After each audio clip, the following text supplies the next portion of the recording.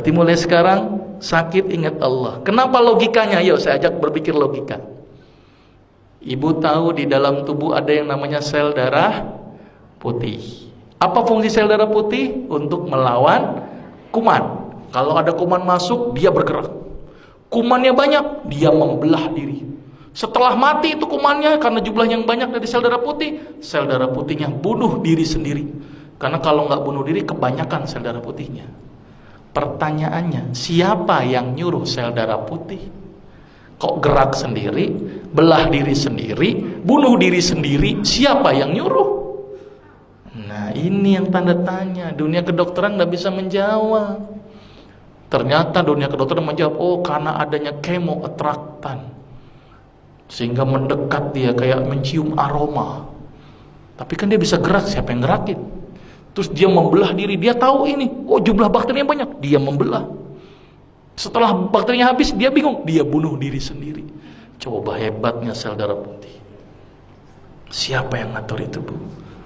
Allah. Dan penelitian terbaru, sel darah putih bisa ngobatin plak pada didik pembuluh darah. Sel darah putih bisa ngobatin kanker. Berarti sel darah putih intinya dia bisa mengobati banyak aspek penyakit. Bahkan pengobatan kanker terbaru itu dengan menggunakan imunoterapi. Apa itu imunoterapi? Sel darah putih yang khusus untuk makanin kanker diternak di luar, dimasukin lagi.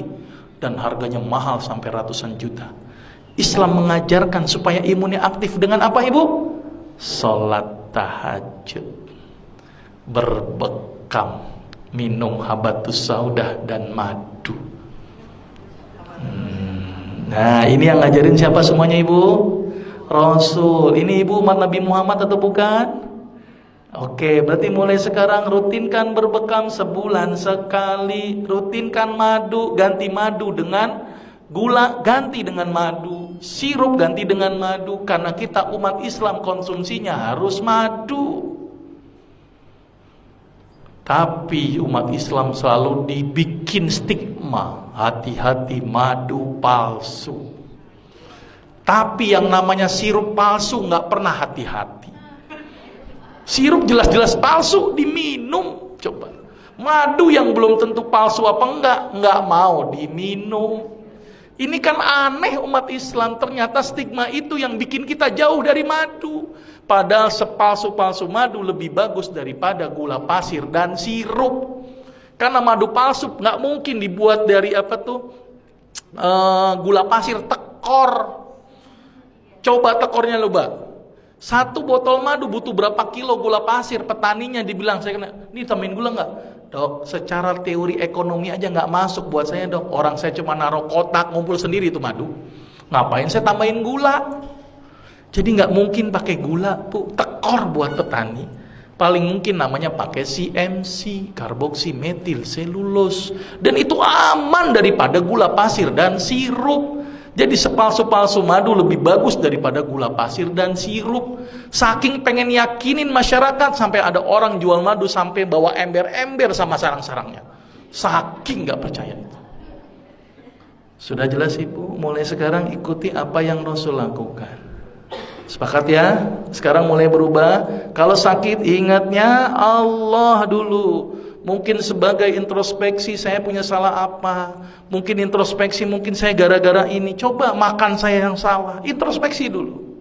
Terus kemudian perbaiki ibadah, dekatkan diri kepada Allah, bukan sama dokter. Dokter tuh nggak nyembuhin, Bu, cuman media.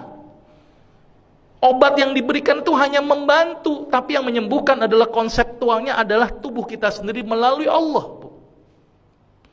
Maka itu kalau sakit ingat Allah, ya. Ini paradigma sakit gimana, Ibu? Sakit seorang muslim, bahkan duri yang ngenain sekalipun, Allah akan ngapus dosa-dosa kita. Jadi kalau sakit harusnya bersyukur karena dosanya dihapuskan. Sepakat, Ibu? Berarti kalau Ibu sekarang nerima sakit harusnya bersyukur. Berarti kalau ditambahkan nikmatnya dengan menambahkan sakit gimana, Ibu?